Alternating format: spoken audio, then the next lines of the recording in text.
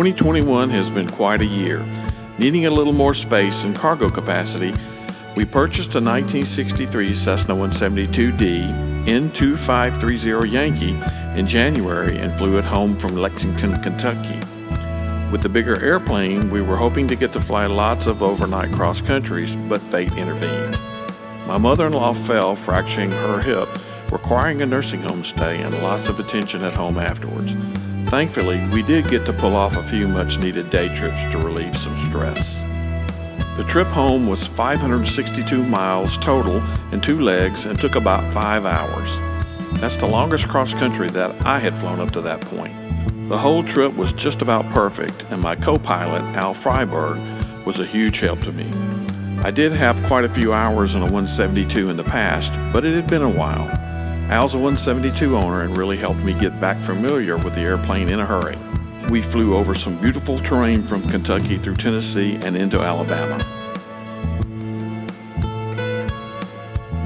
N2530 Yankee did require a little attention. I replaced a faulty artificial horizon, a cracked spinner, and had to replace the right fuel tank. I also put on new tires and brake pads. All in all, not too bad. Pilot and co-pilot seats had UV damage and will have to be recovered at some point. There were no major dings on the annual inspection, and the airplane passed the IFR check on the instruments. Consequently, I have started working on my IFR ticket. It'll be slow going working on that, but I'll chip away at it. On one day trip cross country, we found a sweet little restaurant by the name of Cane Cutter's Smokehouse and Grill in Demopolis, Alabama. Service was excellent and the food delicious. We'll go back there. The trip back was memorable for the weather we flew around really. It was nice to have ADSB weather handy on my tablet, and it helped me navigate around the thunderstorm cells. I flew as often as I could during the year, mainly on weekends. Because of our circumstances, I flew a few less hours this year, but I probably flew more than most general aviation pilots do on average. There's not a lot of glittering flying highlights this year. I did lots of touch and go since I stayed close to home. Here are a few photos of some of the flights I did around the area. First person view of flying the pattern at St. Elmo.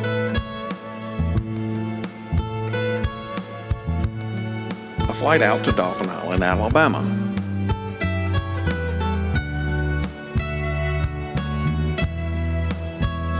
Various shots of the area including Dauphin Island, St. Elmo Airport, and East Fowl River. Cotton puff clouds and countryside scenery.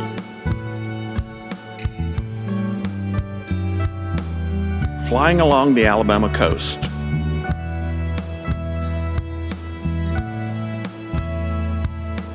Even my son John got in on the ride along the Alabama coast. One of the exciting events of the year was the annual fly-in at Roy E. Ray Airport, 5R7. Roy E. Ray is about 5 miles southeast of St. Elmo, and I did take the 172 into the 2,000-foot grass strip. Here's a short video of my takeoff at the conclusion of the fly-in.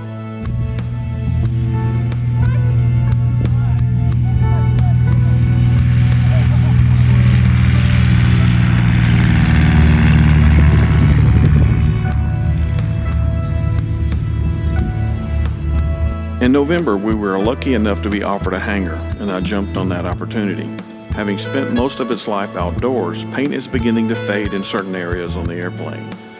Being in a hangar will extend the life of the paint and interior and provide a sheltered place to work on the aircraft and house all the airplane maintenance items. It'll be my man cave away from home and a place for my aviation friends to come out and sit and enjoy a cold water or soda. I finally got my son-in-law Kyle up to fly with me in November. He was very nervous about it at first, but once we lifted off, he was just fine. Also took my niece Amanda and her 2 boys Nate and Thomas flying around the area. I let Nate fly a little doing a 360-degree turn with just the rudder pedals. As 2021 comes to a close, Cindy and I want to wish each of you a very happy new year. Hopefully I'll do more videos, but I have a great appreciation for just how difficult it is to come up with content on a regular basis. 2022 promises to be very busy, but nonetheless, I hope all of you have many great and satisfying adventures this next year.